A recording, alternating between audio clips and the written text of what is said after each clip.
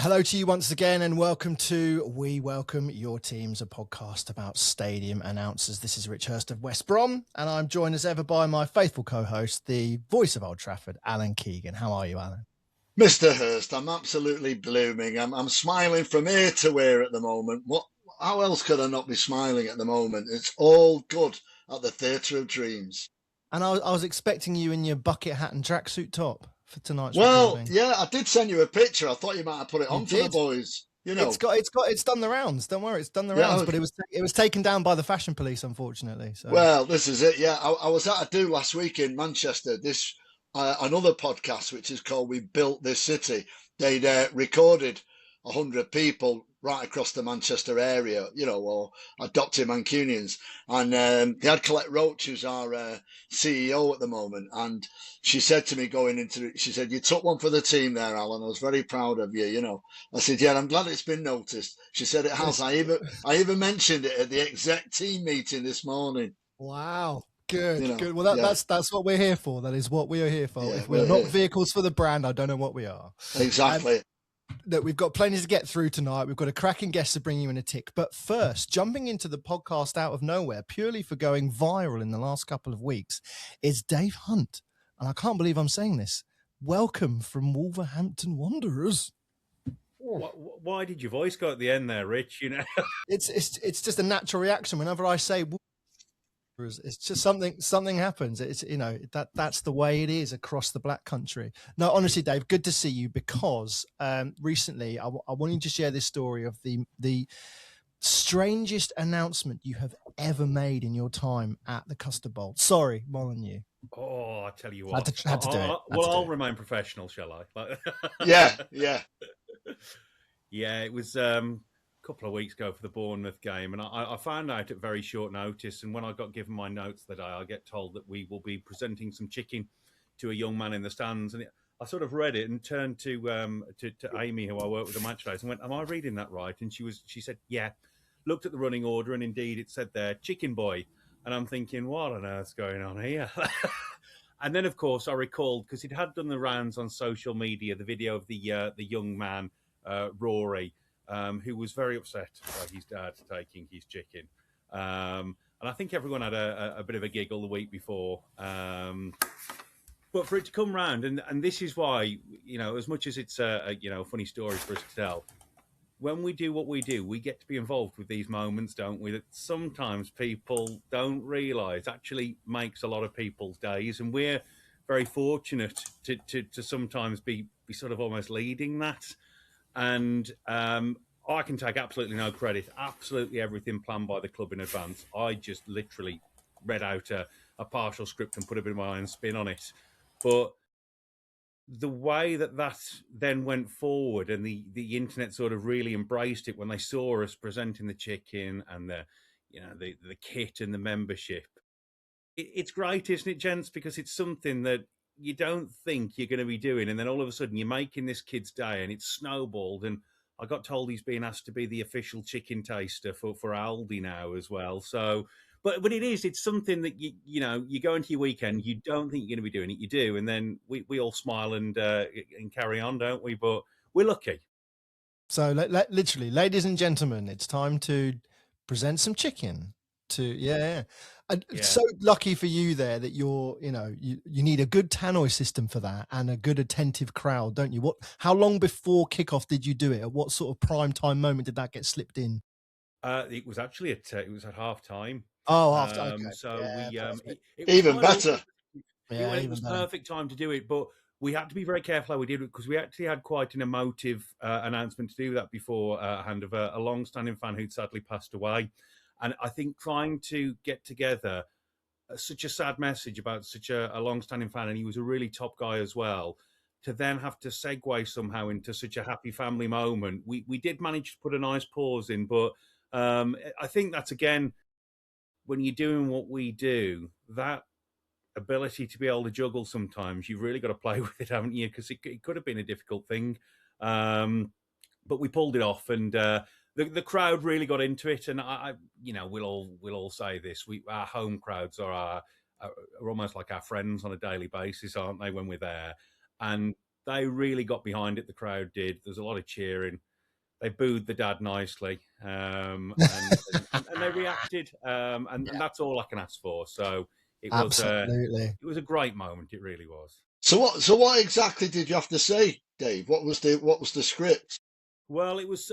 I got given a loose script, but I don't know how you guys work. I always try and stick to the scripts that need to be, but I will put my own spin on it. So it literally was just introducing the lad to the crowd, and we showed the video on the screen. So I opened by saying, "Now, if you missed it last week, pay attention to the screens, and you'll see a terrible injustice that took place." And after that, after the video played, we had a little joke and said that how much Wolfie, our mascot, hated chicken thieves. And how he wanted to right a wrong, and that we were going to be delivering the chicken into the stands. We introduced the young lad and his dad. The crowd booed beautifully when I introduced his dad and gave the young lad a lovely cheer.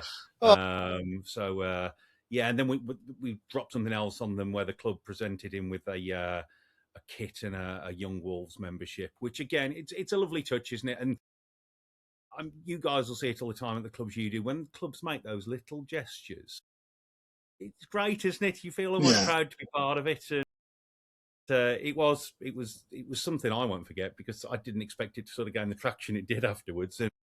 And to be drop the script on you straight up, saying this is where it's right up there with those ones we were not expecting, but just all worked out a treat. Dave, good stuff. I can't let you on my podcast any longer.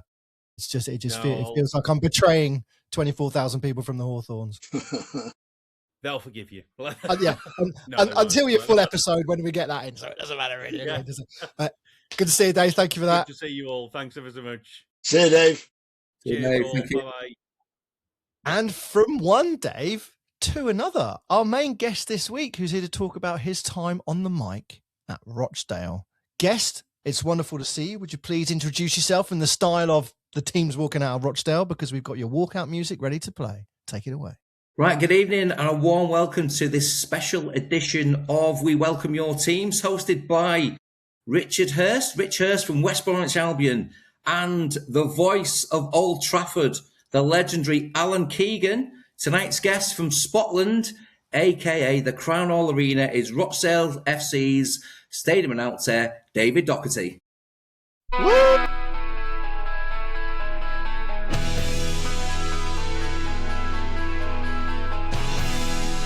For those of you not watching the visual edition of the podcast, Alan Keegan's mad jaw has just hit the floor. Because your ears are not deceiving you, Alan. This is the one by the Stone Roses. David! Well, what a choice. Yeah, good evening and pleasure to be here. Alan, I know this is something that's quite familiar to you, but we also play it at the Crown Hall Arena at every 2:55 every other Saturday. Well, I never knew that. That's never been mentioned to me. Nobody's ever told me that before. So obviously a great start to the podcast. And how did it come about, David? How did you get to choose that particular piece of music? The song was already there when I started. I mean, it's obviously synonymous with Manchester United. It's something that a previous manager back in the day chosen, and I'm sure you'll know. You probably tell by my accents. I was born in Merseyside, but I'm a huge and it's a great song. Obviously, it's an infamous song, and it's one that the fans love the teams coming out to. Here's a question, because we've talked about this a couple of times on the group chat before, about songs that you wouldn't necessarily have on your playlist because it might be associated with another club. Now, depending on the sentiments there, I don't know, but let's say, for argument's sake, that Rochdale got a home draw in the cup against Manchester United, David. Would you still play it? Do you know what? You'd have to ask the chairman or the head of media. I think they probably would, because it's not just Manchester United song; it's our song as well. Hey, that's the how long have you played it for? I think it's been for about 10 years. I think I've been doing it. I'm coming halfway through my 4th season, but it's one of them songs. If you changed it, the fans would obviously go ballistic. And the way we're playing at the moment, we don't want to break any traditions because we're doing really well. Yeah. Top of the league, aren't you? We are, mate. Yeah, top of the league. We've got a couple of games in hand. I don't want to tempt fate. Obviously, we're in a fantastic position. There's a lot of football to be played, but a lot of pundits are forecasting it to be a 2-horse race now between Rochdale and York, who are scoring goals for fun. But ironically, our last home game this season is at home to York City. Wow. A title decider. Could well be. We're not going to get complacent. Listen, Alan, I'm going to say a football analogy. It's one game at a time, but, we've won 5 on the spin. We're playing some attractive football and we're a team to beat, but there's a long way to go yet. No, it's all right. Well covered, mate. Well covered. So 4 years in the gig then, how did that all start? Quite bizarre, really. The previous guy who did the job for a number of years was a good friend of mine. And at the time, I was hosting a sports show on a local radio station. And I'd already been to Rochdale a few times. And I live kind of halfway between Bury and Rochdale. So you Scotch Bury, and been to Rochdale a few times. Fantastic club. And he approached me and said, why don't you apply for the job? And I applied thinking, obviously they probably prefer someone with a Rochdale accent.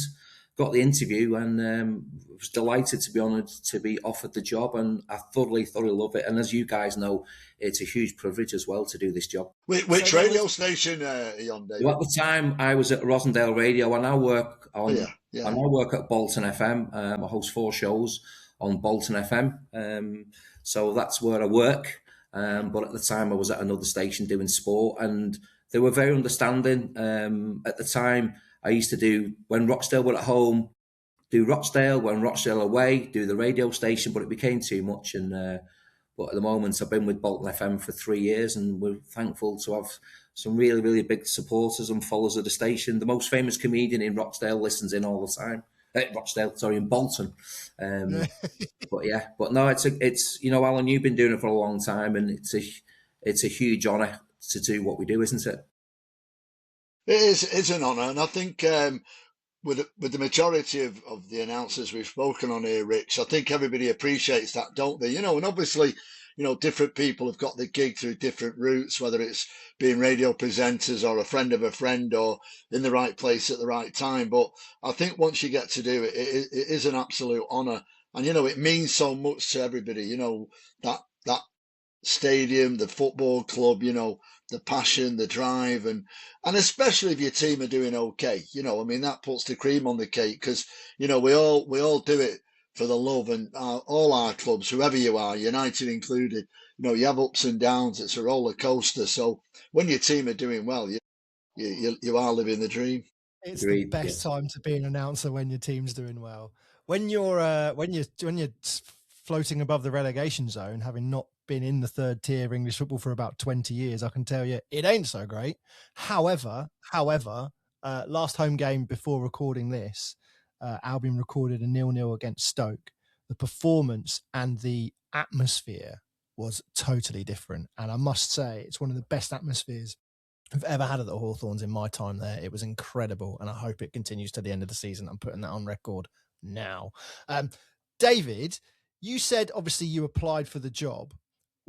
I'm just interested in the application process and the kind of from the journey from sending an application to getting the job. Were there any auditions? Was there any standing in the middle of an empty stadium, reading some names out, that kind of thing? Not as much as far as that, Rich. Basically, I made an application, and I think quite a few people would have applied because it's a prestigious job. And as you say, it's a unique job. These jobs don't come up very often. So I made my application, and then the lady who was the media manager at the time, a lady called Leanne Ball, who's been replaced now. Leanne left to pursue another career. And I got an interview with Leanne, and they wanted to meet me, obviously, to see what I looked like and what I sounded like. And the first thing they asked me was to provide a playlist of what I would choose to play.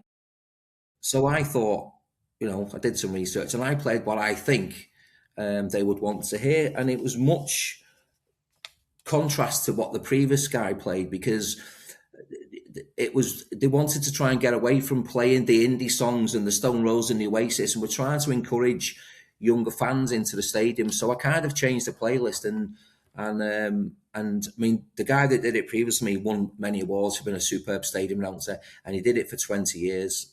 Dave Sweetmore's his name, who's quite famous in these parts, and he's still a great friend of mine. But, sometimes you need new energy, a change of direction maybe, and that's kind of what swung it. And I didn't get the job straight away because I'm sure there were other applicants to see. But about 3 or 4 days later, they offered me the job, and I obviously accepted it. Amazing. So, wow. I mean, a big thing following on from someone who's done it that long as well. So how did it feel when you got it and you got to your first game? Do you know what, mate? I'm not really a nervous person, but I'm usually pretty chilled and relaxed. But I'm sure you'll understand this. I'm sure this first time you did it at Old Trafford in front of 68,000, and you do it at Wolves in front of 30, and I'm doing it in front of 4,500 people. But the irony was, my first game, when they appointed me, it was close season. I'd already had a holiday booked. So I said, look, I'm going on holiday. I'm going to miss the first 3 or 4 games. And they were okay with that. And a lady stepped in who did a fantastic job. And then while I'm on holiday, I'd met the manager briefly. At the time, it was Robbie Stockdale. I think he was at West Brom at some point.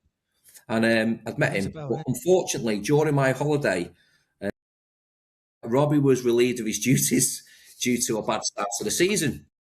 And the first game was going to be, we were going to play Salford City, local derby. And we'd appointed a brand new manager, Jim Bentley. I don't know if you know Jim Bentley. Many years at Morecambe as a player manager and at Fylde. And Jim is a Liverpudlian. So when they appointed Jim, he brought, Nick Chadwick, his assistant, who played for Everton. He brought his backroom team. And some people thought he brought me because they're thinking there's a Scouser. He's brought his jobs for the boys. But very, very sadly, we were due to play Salford in September 2022, and very untimely, the Queen passed away on the Thursday. And I was live on her doing a radio show at 8:00, a Thursday night show. And obviously, once the Queen passed away, the whole country goes into mourning. We do obituary mode. So unfortunately, the game on Saturday was postponed, as rightly so, as a mark of respect.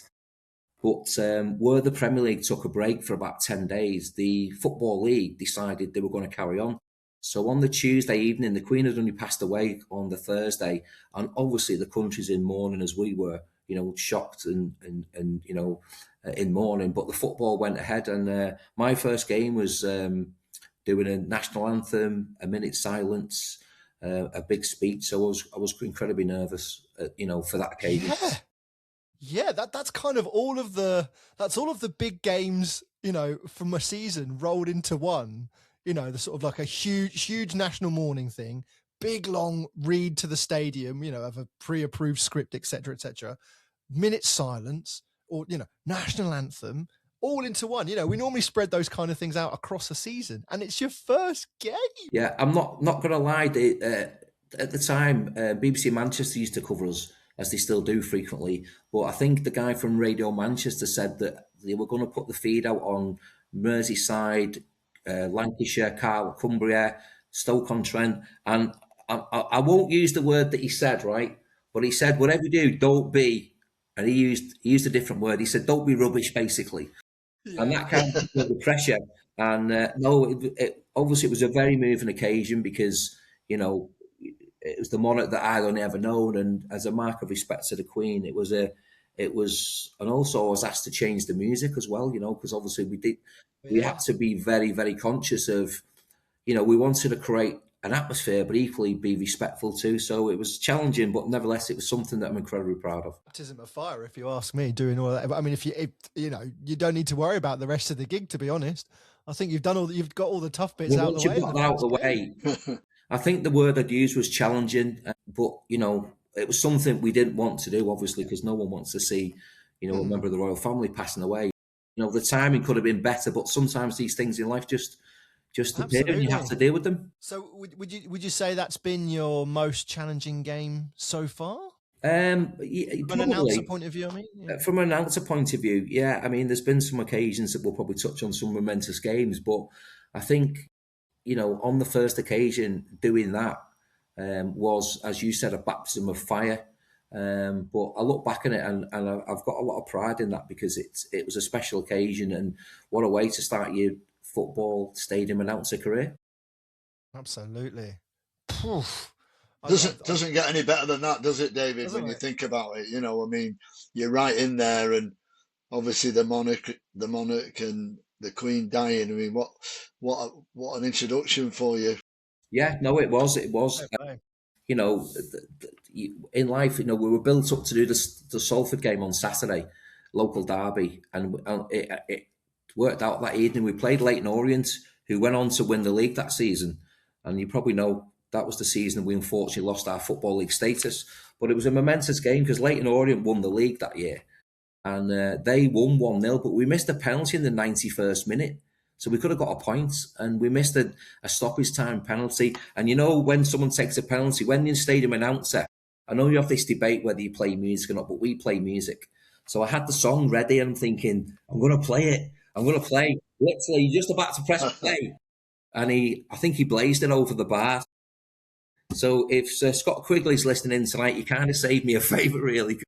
I'd have been incredibly nervous, but unfortunately, you know, that was the season that sadly Rochdale suffered relegation for the first time ever into the National League. Oh, and you had to kind of do that final home game as well? Yeah, well, the irony was that season we played Stockport County, and when we were mathematically relegated, it was the day that we went down and Wrexham went up.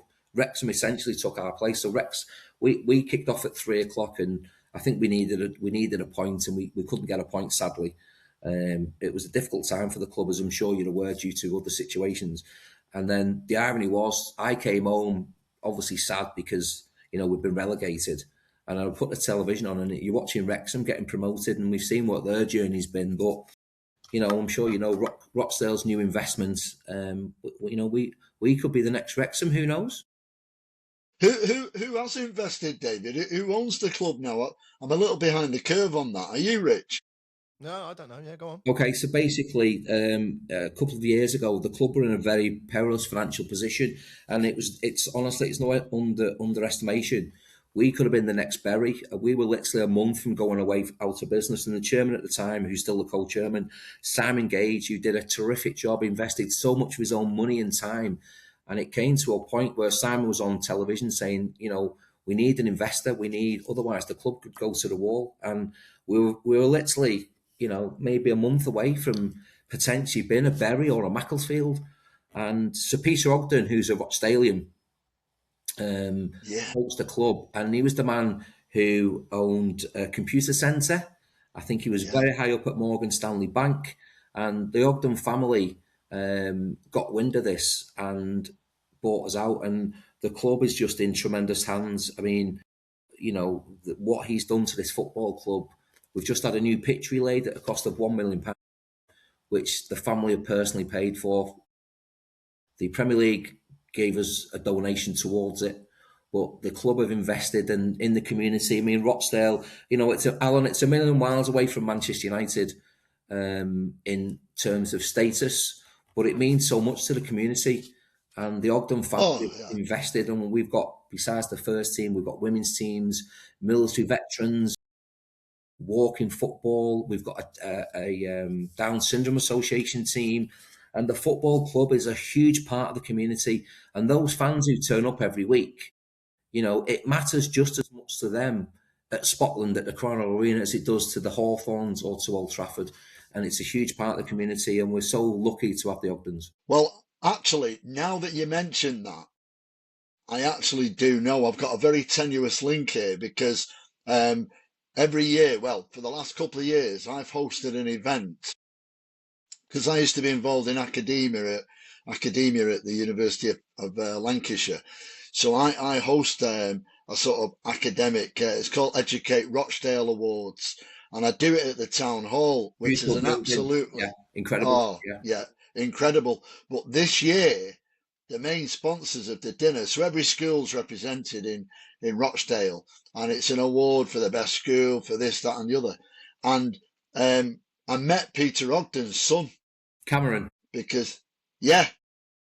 he was there. So I actually forgot about that, the connection, until you just mentioned the Ogden family. And he was so committed. It was unbelievable, you know, absolutely incredible, and a lovely guy, because he was telling me that his dad, Peter, although they no longer live in Rochdale, that's where they were from. They live in the south now, don't they? Yes. Yeah, and he was telling me the whole story. So it's a brilliant story, Rich. And, you know, there's a lot of financial clout behind the club now, which is absolutely brilliant. I mean, Cameron is our co-chairman along with Simon Gage, and he travels up to the games. Sir Peter's been with his wife, Lady Ogden, and they're just incredible people. And the town, the community is so grateful to these people. I mean, they're legends already, and they are, as you said, Rochdale. I think Lady Ogden was a teacher in Rochdale many years ago, so we're very lucky to have them. Wow. Yeah. But whenever we speak to anyone who's been through a period of reinvestment at their club, the first thing that comes to my mind is, does it mean you got a new sound system? That's the question already. It's on the list, but it's not at the top of the list. Okay, fair enough. Yeah, and hey, you know, that's the way it goes. But what I guess I was thinking about was, when in all of that, those lows, but then these highs, as this has happened, have you found that curating the atmosphere, because it is part of what we do, curating the atmosphere is different, is a different challenge, or is easier, or has it changed? It's certainly been a challenge. I mean, when we got relegated, there was a lot of negativity around the club, and when the fans realised that the existence was more important and the Ogdens took over, I want to pay tribute to some guys. There are a group of supporters who call themselves the 1907 group, which is the year the club were formed. And these guys fundraised for the club, and they did this before the Ogdens took over. And the money that they raised with the Dale Supporter Trust paid players' wages. They bought flags for the fans and stuff. And these guys continue to do what they're doing, and they're incredible. And I want to mention these guys because it needs mentioning. The Dale 1907 still continues to fundraise, and they buy flags to give to the fans, increase atmosphere, and they're so committed. And the atmosphere, you know, when you're top of the league, the atmosphere is obviously better anyway. I mean, we had nearly 5,000 at the weekend, but the atmosphere is since the Ogdens have took over, and the energy and the football, it's really is wonderful to see. Oh, mate, long may it continue, because it just it makes our job so much easier when you know there's that good feeling. You know, you can do so much more with what you're saying, what you're doing, the music, your opportunities. It paves the way for good times. The atmosphere is incredible. Let's speak more about the good times then. What have been your favourite moments on the mic so far? Wow, so many great ones. I think the one that I've got to single out, you're probably familiar with Ian Henderson. Ian Henderson he won't mind me saying this, he was 41 a couple of years ago, and Ian is our all-time record goal scorer. A chap called Reg Jenkins held the record for nearly 50 years, and Ian has played 502 appearances for Rochdale. Might be 503 now.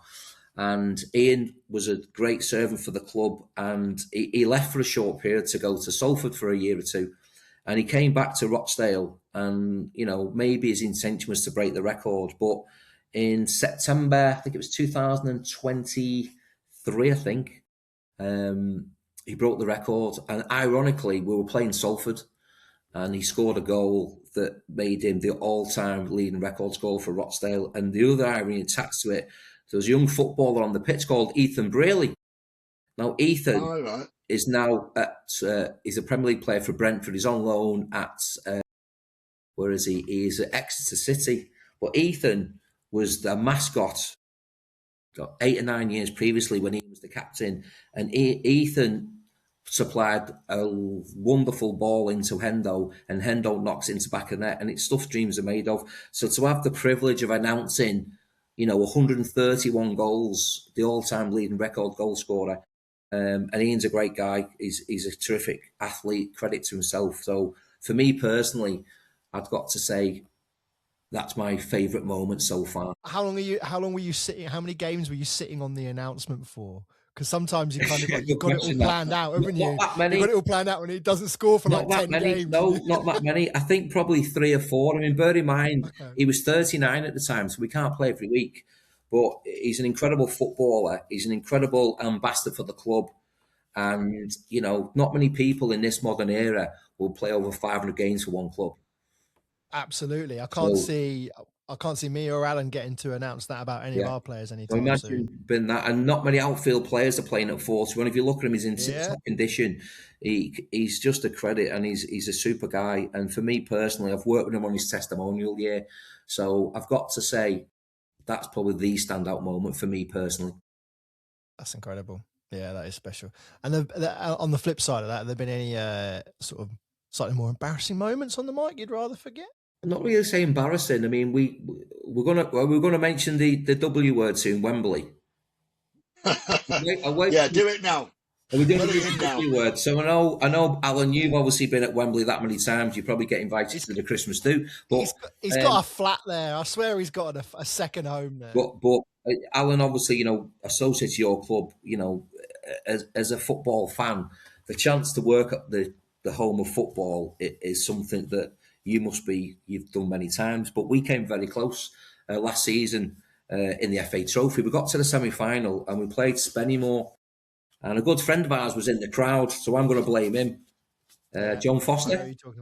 John. Oh yeah. John been he's a smoggy, isn't he, John? So he had an affiliation. So John was in the away end, and we were literally 90 seconds away from going to Wembley. We were 2-1 up into added time, and the euphoria, you're thinking we're going to go to Wembley here, and we had everything ready and the song and everything, but you never take things for granted. And in the 94th minute, Spennymoor equalised for 2-2. And the deflation, but then there was no extra time. It went straight to penalties. And as you know, Alan, penalties are a lottery, aren't they? And very, very sadly, we lost the shootout. I think it was 7-6. And Spennymoor went to Wembley and we didn't. And huge congratulations to Spennymoor. But that was, for a man in my 50s, the opportunity to maybe go out on the pitch at Wembley or to be associated with a club going to Wembley, that's probably for now a biggest disappointment. I'm hoping that when we come to the end of April, beginning of May, I'm hoping that we could be celebrating something quite momentous. But as I say, there's a lot of football to be played. Yeah, fair enough. When Spennymoor got that equaliser, how much did you mumble the goal scorer over the tannoy? That's the thing. I mean, obviously, I'm a big fan of this podcast, and I've listened to all the episodes. And you're quite right. You've got to do it to be respectful. But it was a mumble, and I think if you heard me, I'll be very polite here. You could tell I was a bit cheesed off, and I even debated not doing it, but I'd have got my backside kicked by my media manager. So but all credit. Listen, we've been in football longer to know what happens, but it was a right kick in the private, shall we say? No, that's fair enough. I remember. So just speaking of penalty shootouts, because I've had in the last 12 months, we've had at least one in the cup. I think might have been Derby. I can't remember recently, but does anyone have a protocol? Has anyone ever been told if there's a penalty shootout at your home ground, whether you actually kind of almost not commentate, but so-and-so scores penalty, making it 1-2 with 3 to go or anything? Did anyone do that? Because we had it kind of took us by surprise and we did nothing. And I was like, maybe we should be. I mean, I know everyone in the stadium can count, but... Yeah. I mean, Alan, I don't know if you want to comment, but we didn't do that. I mean, we've had a couple of penalty shootouts in National League Cup games, but as a fan, you're just biting your nails watching it. And, it was 7-6. So there were 12 perfect penalties, and then it goes to sudden death. And literally, I don't think I'd have been able. I mean, we have our own commentary team, so it's hard enough for them. And a big shout out to the commentary team at Rochdale, Martin and Chris. But as a fan, you're just nervous. And the sad thing was when the 13th penalty was missed, the keeper saved it. And I'm not going to mention the player who missed it because it could have been anybody. But I then had to play the losing music, which is Whatever by Oasis. So. And the atmosphere, I don't think anybody in the media team spoke to each other. We just played the music and we were just beyond, but it's football, isn't it? We've seen enough things in our careers. Is that your official losing music? Yes, we have a winning song, right. We have a drawing song, and we have a losing song, yeah. Okay. What's the win and the draw then? Okay, so the winning song is Rocking All Over the World. Nice. Yeah. As soon as literally I've got my finger on the button, as soon as I look at the referee and he whistles in his mouth, and I'm playing a lot of that recently. It's a song by New Order. It's Regret is the song for a draw, which we've only drawn one game all season, and that was away. and the losing song is Whatever by Oasis. And as I say, fortunately we're not playing at the minute, but we do have the same songs It's kind of Nice. tradition. That's fair enough. Al, you don't do that, do you, Al? It's just kind of, I don't know. No, I mean we're in a sort of halfway situation at the moment because we have what's called the TRA, the Red Army, in the Stretford End, and through the club and fans forums, for about 3 games, they were asking if we wouldn't play any music at the end, so they could sort of create the atmosphere. Which I've got. Was that when you were winning though, or was that no in any result? Yeah, any result. So I've got mixed feelings, and for what it's been worth, I've let the club know my feelings because I wanted to play Glory, Glory, Man United if we won. Always used to be. Yeah, and we've got an edited version of that. So I said to the club, well, fine, the TRA, let them have their moment. They do a great job, bringing the team off. But for 30 seconds or 45, let's play Glory, Glory, because by the time, the managers shake hands, the backroom staff shake hands, you're into the song. So funnily enough, we've gone back to that at the moment, Glory, Glory, Man United. If we don't win or it's a draw, we just have a sort of maybe middle of the road piece of music, but nothing as specific as David. That's brilliant. And plus great songs, status rocking all over the world. It's this is the thing we were saying earlier about.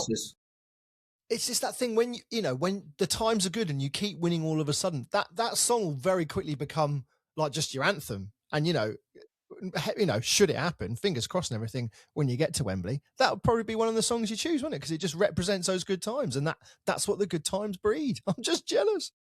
Yeah. I don't want to go to Wembley because if we go to Wembley, it means it'd be through a playoff. We would really like to go up. I'm not speaking. I'm speaking on behalf of me and the club, okay? Because I'll get me backside kicked. We're not taking anything for granted. There's a lot of football to be played. There's a lot of. I think we've got another 18 games. We're on a great run of form, but we all know the Ogden family have a 5-year plan, and we're into year 3. And it's incredible, and it's a great time to be a part of what is a very traditional football club. And as I said, Alan and Rich, it's a million miles away from West Bromwich Albion and the Hawthorns and Old Trafford, but it means just as much to those fans at 5-5 than it does to the guys in Birmingham, at West Bromwich and at Manchester. We still flirt with a few tunes for at the end of the game, but and half time actually as well. We've got nothing fixed for half time or full time, depending on the result. We're kind of mixing it up each game, waiting to see what works and what doesn't. There was a period where every half time we have a game at half time at the minute, where you score penalties against the Boilerman. But we were always just because it's a really good track, unless the result was really, really bad, we were playing Red Hot Chili Peppers' "Give It Away," because the start of that song is brilliant. It's brilliant. Yeah. And it kicks in and you're off and it's brilliant. Till we were playing, I think it was Blues earlier this season. We were 1-0 up, played it because, we're about to give away some prizes. But of course we gave away the result as well. And someone then pointed out that of course it was our fault for playing the Red Hot Chili Peppers "Give It Away" that we gave away the 3 points. So that's been, you can't win. Yeah, literally in more cases than one. I can't believe you just said that, Alan. It's natural here, nothing rehearsed. Oh, that's true. This is true. Look, I want to get a bit more an idea about you. You said you'd met the manager just before you started, and obviously then Robbie Stockton unfortunately got sacked. But what's really interesting, I find, at your level of football is you probably have. Correct me if I'm wrong, but you know the manager, you know a few of the players in that respect. What's that like? Yeah, it's incredible. I mean, our manager is Jimmy McNulty, who's a legend at the football club, made loads of appearances as a centre-half, took the job in very difficult circumstances, and he steadied the ship, and he's done an incredible job. And I'm lucky because I get to host the fans forums, the end of the season player awards, so all the players, nice. And that's the difference, at Rochdale, the players know each other, and I don't want to just make an issue with this, but it's a proper family club. Right, everybody knows everybody, from the lady on the gate to the tea room lady. It's a great team of people, and it's been part of the family, and I consider myself to be part of the family. And the management are great guys, and Jimmy McNulty is an exceptional manager who's at the beginning of his career. Jimmy's only 40 himself, and I'm sure Jimmy will go on to have a fantastic career. in football management. And it's just that, you get to have that relationship, don't you, at that level, something that me and Alan never really, get to experience. It's all very well, Alan being on the telly every 2 or 3 days with his bucket hat in the background, And standing by listening to him. Sorry, Rich, but I will say this, which I was over the moon with. When Michael Carrick had his first game, and forgive me if I mentioned this prior, but when he came down the sort of side of the pitch and came into the technical area, he came down and shook hands with me. And I just said, welcome back, Michael. It's a nice moment, because Ruben never did that, So it was nice, and I'd done stuff with Michael when he'd been at the club and stuff like that, but I never claimed to sort of know them or the friends or anything like that. It's all professional. But no, it was brilliant. I'll tell you where I have been, David. I've been to your social club that's connected the Ratcliffe to the football stage. Yeah. I've done a few United events there actually. An audience with, and it's a lovely little setup, as you say, down at the stadium. Yeah. So you'd done one. Was it Brian Robson did one last year? Was you there for the Brian Robson one? I mean, that's right. You've seen what it's like, and on a match day, Alan, people come into the game, and it's a match day experience, and you can have a cheap drink, you can watch the football, and it's a social thing, and it's a part of the community, and I don't want to underestimate this. The football club is not just about what happens every other Saturday at 3 o'clock. There's so many great things going on within the community, and Rochdale isn't a town that's awash with money. It's very it's a town, and I live just 20 minutes away, and it's got some incredible people who work incredibly hard, and they come to the football club, and it's their way of it's their way of letting off steam or whatever. And when you're winning, it's great. But the social club, the Ratcliffe, we've got some great hospitality going on. There's a lot of great things, as happens at a lot of football clubs. But we're really doing well at the moment, and we're very, very thankful for what we've got. And I think a lot of that has got to go down to the Ogden family and the Ogden Family Trust, who've just created a different experience for us, and we're so grateful. Sounds like a great place to be an announcer. Have you got particular perks out of it? I know I'm gonna ask Alan about meeting famous people in a minute, because he's got another one to talk about. Not really. No, I mean, your perk? You know what it's like if someone famous does come. It's not the done thing to chat to them, but we get. I mean, Mark Hughes, who's a legend at Manchester United, he was the manager for Carlisle on Saturday, which we won 1-0, by the way. And Mark was there watching the game in the box last week. So we've met. Joe Royal, Sean Dyche, I don't know. The nicest guy I ever met talking to was a great guy, Brian Flynn. Do you know Brian Flynn? Oh, yeah. Ex Burnley. Burnley, Wrexham, Wales. And he came scouting for the game. And I just had a coffee and I just listened to him. And we're very privileged to do what we do. And you meet some people from the media, but, the most important thing is what happens on the pitch. But, that's true. We get some lovely visitors who come to the club. Yeah. So Alan obviously was pictured with Hollywood movie star Jason Momoa recently, who at the same time also had some questionable fashion choices going on, but the pair of you together kind of equaled each other out and made it all right. That name up off my foot. You've just dropped on my foot. Yeah. Well, me and Jason were just chewing the cud, and he's asking me how I was. I was asking him how he was. When we just hit it off straight away. And like he liked my gear that I had on that day. That was the Stone Roses day, and I complimented him on his gear. But since then we've had a world champion. We had Luke Littler recently. He came on the pitch after that, and it was quite funny because it's when we played Spurs. And you may know, David, but the away fans at United are sort of situated in the corner. Been there many times. And, yes. Yeah. Well, so when Luke came on, I'm giving it the big read, blah, blah, blah. Please welcome 2-time world champion, Luke, the new Littler, blah, blah, blah. And he walks on the pitch, and it's a steep embankment as you walk up, and he got up there, he was steady. Anyway, the Spurs fans, it was quite funny, actually, because they all started singing There's Only One Michael Van Gerwen, I've seen it on I've seen it, yeah. Yeah, so anyway, he held up the trophy and not put two fingers up, but said twice and everything. But it's just a good moment, a bit of good football banter And so we recently had Luke.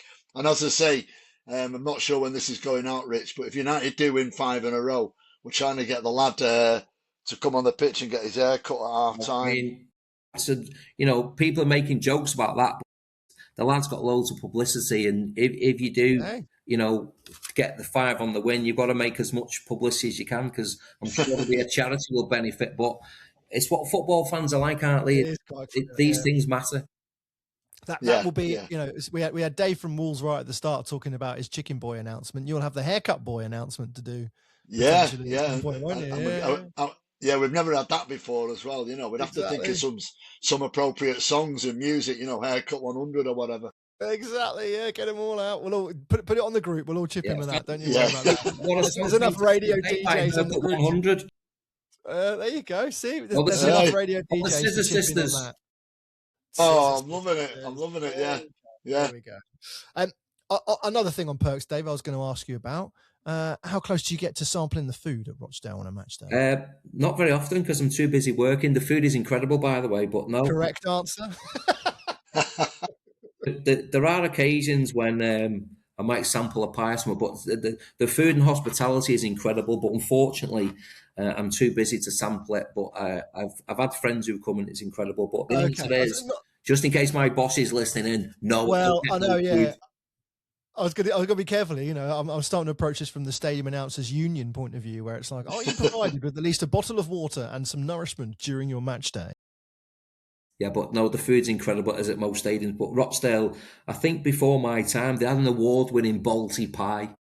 That was a big thing. I think it's the only thing we've ever won in 60 years. But that rings a bell. Yeah. That rings a bell, actually. Yeah, the Rochdale Balti pie. But also, there's a chip shop just outside called the Wilberts Lane Chippy, and it got voted the best chippy in the Football League. And whenever people come to visit, so if you do want to take an invitation to come, Alan or Rich, then sample fish and chips from the Wilberts Lane Chippy, because there was a guy filming at the weekend and everybody goes there. So well done to the guys there. So little things like that put the club on the map.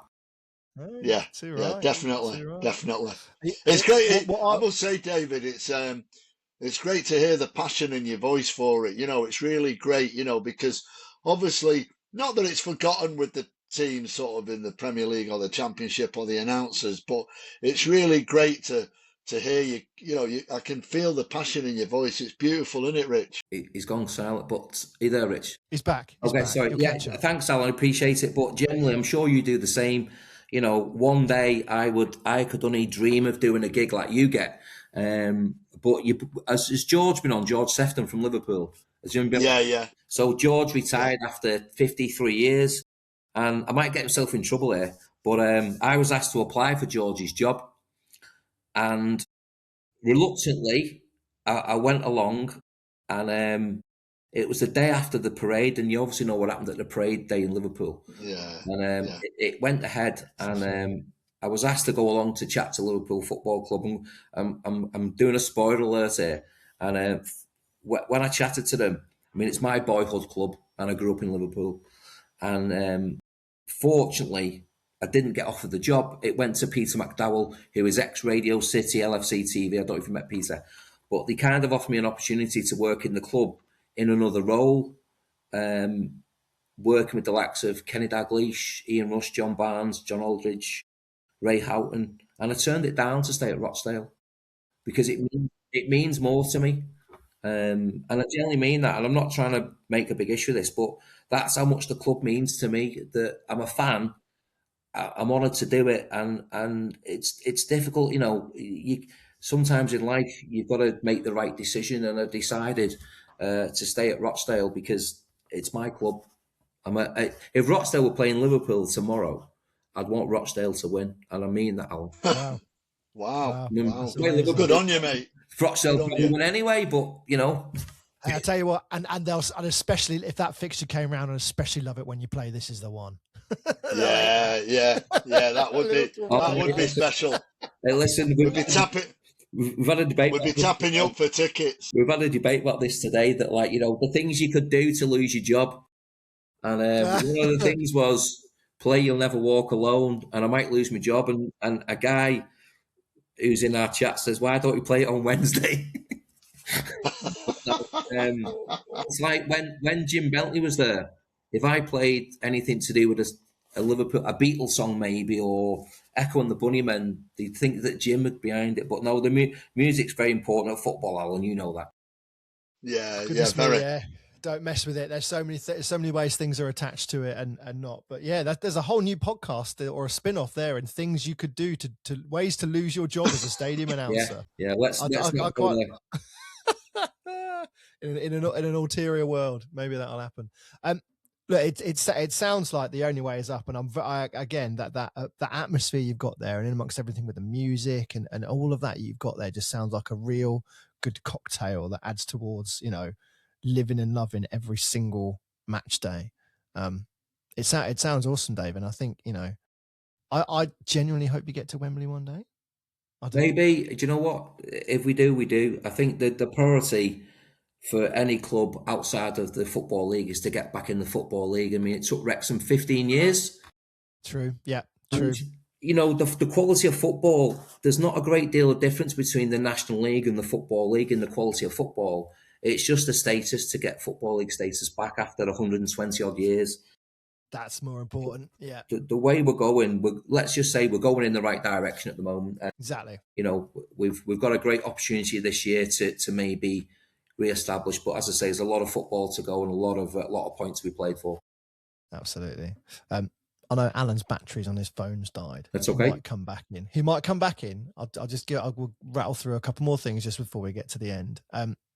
Currently in your squad, who would you say which player has the most syllable-tastic name? Blinking F. I mean, it's just one that rolls off the tongue, and you can really give someone they score. I'm sure doing what you do. When you get the away team, some of the pronunciations can be so difficult. But fortunately, where I sit, I seek the advice of the media opposition. But in our home side, Taran Alarakia, who was an international. Sorry, say again. Taran Alarakia, number 7. Taran Alarakia. Great guy, absolute comedian of a guy off the pitch. Such a great guy. I think it's Tanzania international, just played in the African Nations Cup. But we've also got Emmanuel Diasarue. Wow. Manny Diasarue, and it takes a while, but yeah, I mean, he's our number 9 and he's our leading goal scorer this year. So it's and we play the music, and I'm quite lucky. I get to choose the music and I influence the music. So we have. I know you're not sure whether some teams should play music when you score. Should you not? We do. So we have Just Can't Get Enough, the Depeche Mode song. But then we have certain songs for certain players. So Manny. Okay, nice, yeah. So Manny Diasarue, it's Daddy Cool. So it's instead of Daddy Cool, it's Manny D, Manny D. And Ian Henderson. I love it when Endo scores because Henderson, we play Here's to You, Mrs. Robinson, but the crowd, I don't even need to play the song, Rich, because they all sing Here's to You, Ian Henderson, Rochdale loves you more than you will know, and it's incredible, mate. It's incredible. It's brilliant. See, again, and that's where the connection makes the big difference. That's where being at that level you're at, that connection with everyone, being able you couldn't do that old Trafford at Anfield, could you, or the Hawthorns? You couldn't. I mean, we have a couple of tunes. We have, if Jason Malumbi scores, he's got the Cranberries because he's in your head. We love that. But he has to have scored in the game for us to wait till play at full time. Yeah. A lot of things have to transpire. Yeah. Mikey Johnston, we've got a song to She's Electric about Mikey Johnston. So if he scores, it hasn't happened much recently, but when he does, we can play Oasis maybe at half time or full time, depending again on the result and all that kind of stuff. I suppose we put a few more things in before it's okay to do it. We don't go off kilter that much, but when we do, it's brilliant. And yeah, we've got there's one or two tunes that I think being able to do that for is just should be written. We had a player called Jay Bird on loan last year who's now playing his football at Salford, and I was tempted to play The Bird's the Word. You know the song The Bird's the Word? Yeah. My boss, Greg Jones, didn't fancy it. Didn't fancy that, and he pays me wages, so I couldn't play it. But it's about the atmosphere, isn't it? One more. Can I just do one more before we go? Because he'll kill me if I don't mention it. And number 10 is Devancy Rodney, who is an incredible footballer. And his partner sits right near me at the game. When Devancy Rodney scores, and he scores lots of goals, we play Don't You Want Me Baby. Human League, and the crowd sing Devante Rodney baby, right? And his partner listened to some of my radio shows, so I played the song, and she didn't realise that it was like that song until they resonate, and we love it because the crowd. You know, when you play the song into the stadium in front of 4,000 fans, I kind of when the chorus comes in, I kind of just lower it and let the fans sing it. And it, you know what, mate, when you play something and you hear the fans singing it, it just makes you feel incredibly proud of what you're doing. Yeah, that's nice. And you got a good spot there, sitting next to some of the. You sit next to a few of the players' relatives. Yeah, I'm quite privileged because the media box, the desk, is literally just behind the dugouts, elevated a bit, so I can see the substitutions. I'm always handy. Always handy. The media box. You know, we do go on the pitch at half time to do stuff, but I'm sat. I run it all, so I play the music, I read the scripts. We're not as luxurious as West Brom, and we have other people. I just do the music. I do everything basically, and read the script. So that's why I don't get time to eat the food. Yeah, good point. Good point. We'll have to find a way to get something delivered to you whilst you're doing work. Yeah, just to make sure you're fed and watered, mate. Yeah, can you just contact Just Eat in Rochdale and 3 o'clock every other Saturday? I'm not. Mate, look, thank you very much. Down the grid, am I? So I'll be all right. You'll be fine.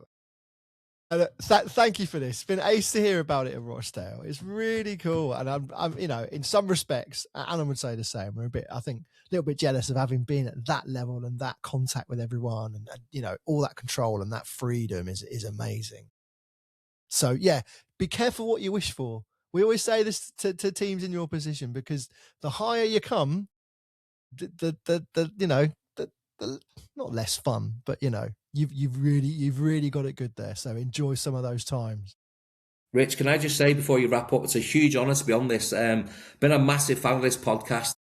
It's filled so many days and hours on journeys, and you've had some incredible people on here. And for yourself and Alan, who work at the upper echelons, for someone working down the fifth pyramid to be invited on is a massive honour, and I've enjoyed every minute of it. I really have. Oh, mate, we love hearing about it. It's been fantastic. Look, best of luck for the rest of the season. Stay in touch, unless you get to Wembley, in which case I'm blocking you. Yeah, and best of luck to West Brom for the rest of the season as well, and to Alan at Old Trafford. They'll be all right. Don't worry about them. They'll be all right. They always are. Mate, good to speak to you. Thank you very much. Really appreciate it. Thank you, Rich. See you soon. Thanks, mate. Cheers.